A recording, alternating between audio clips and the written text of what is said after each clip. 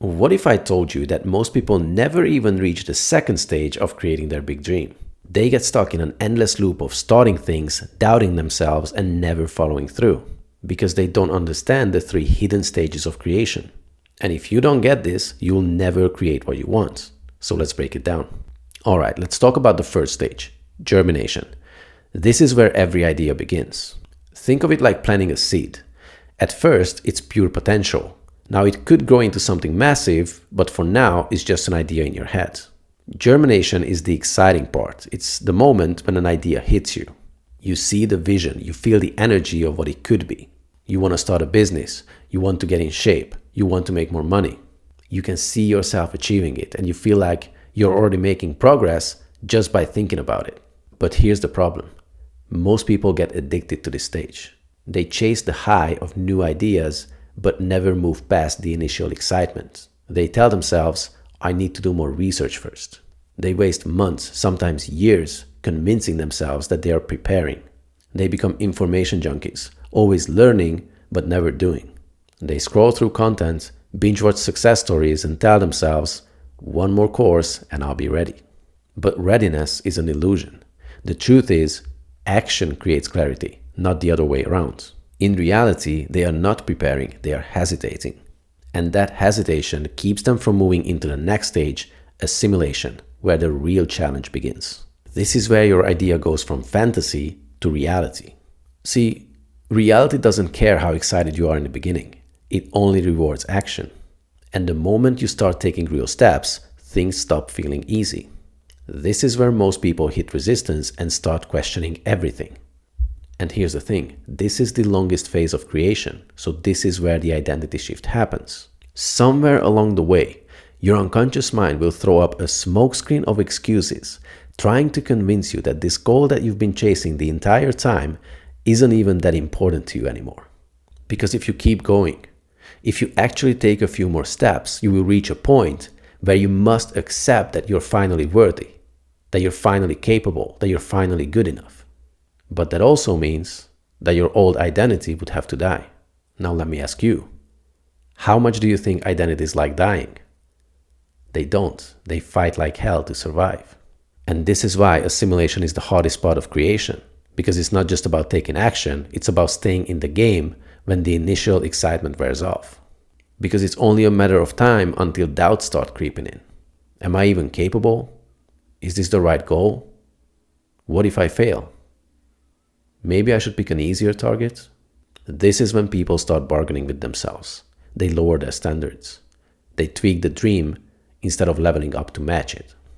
So this is also where most people quit. But here's what they don't realize. That resistance is a sign you're on the right track. It means your reality is shifting. You're stretching past your old self. Your brain only freaks out because it wants to keep you safe in the familiar. See, I have a friend who's been telling me about wanting to start a business for years. In the beginning, he just wanted to be a dating coach. Then it was about starting a mobile car wash. Then it was a fast food restaurant idea. Then he wanted to paint the outside walls of houses. Every time he gets excited about a new idea, he would do just enough marketing to be able to say that he was in that particular business, but he never went all in. Instead, he kept telling me, I just want to try a few different things and see what works. And this isn't a knock on him, by the way, because I love this guy, but that's not how creation works. You don't create success by dabbling. You grow a business by picking one that you like the most or you see the most potential in, commit to it, and you take massive action until you reach stage 3. This is the final and most crucial step of creation, completion. Completion is when your vision becomes a reality. But many people don't realize that finishing a creation comes with its own set of challenges. For example, instead of feeling pure satisfaction, you might experience doubt, resistance, or even anxiety. It's like a prisoner finally being released. After years of waiting for freedom, that sudden change can feel unsettling. As discussed earlier, the closer you get to what you want, the more your unconscious structure may try to pull you back into familiar patterns.